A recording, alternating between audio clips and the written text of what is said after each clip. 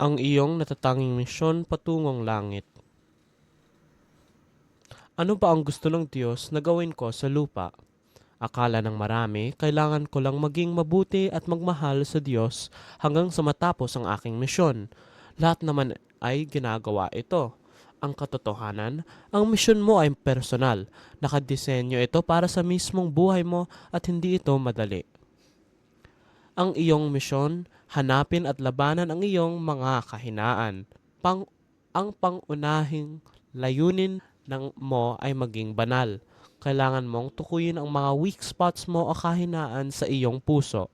Ito ang mga masasamang ugali na humihila sa iyo palayo sa Diyos araw-araw. Ang mga balakid sa biyaya. Para sa mundo, ang iyong mga lakas ay maganda para sa iyong trabaho at karera. Para sa langit, ang mga bisyo tulad ng galit at pride, ang humaharang sa pag-ibig ng Diyos, pinapahina ka nito. Kailangan mong hawanin ang landas, ang langit ay nangangailangan ng panalo sa iyong mga bisyo.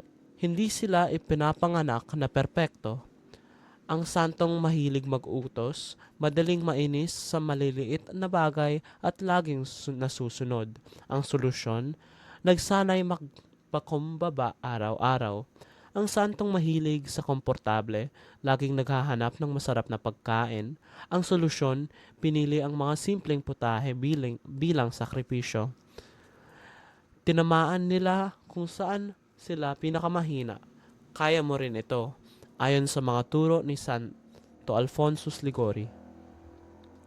Alin dito ang iyong pinakamalaking kalam? Ang unang hakbang ay ang pag-amin. Suriin ang iyong puso ng ngayon. Ano ang iyong pinakamabigat na bisyo?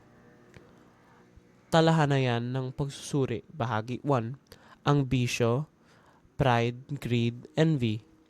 Ang sintomas, panghuhugasa sa ibang tao, pag-iipon ng labis na pera o gamit, pagkainis sa tagumpay ng iba. Ang lunas, maglingkod sa iba ng palihim, mamigay ng pera o tulong araw-araw, ipagdasal ang kanilang kaligayahan. Ang mga bisyo, anger, lust, gluttony, sloth. Ang sintomas, pagsigaw sa pamilya o mga anak, pag-iisip o pagtingin sa malalasawa, sobrang pagkain, hindi pagdarasal o pag-iwas sa grasya. Ang lunas, gumawa agad ng isang mabilis na kabutihan, itutok ang paningin sa krus. Kumain lamang ng isang simpleng plato, mag-set ng alarm para sa panalangin. Paano ito labanan araw-araw? 1. Tukuyin, magdasal araw-araw, humingi ng tulong sa Diyos para makita ang iyong kahinaan, suriin ang puso tuwing gabi. 2. Mangumpisal, gamitin ang sakramento ng pagkakasundo upang linisin ang mga kasalanan.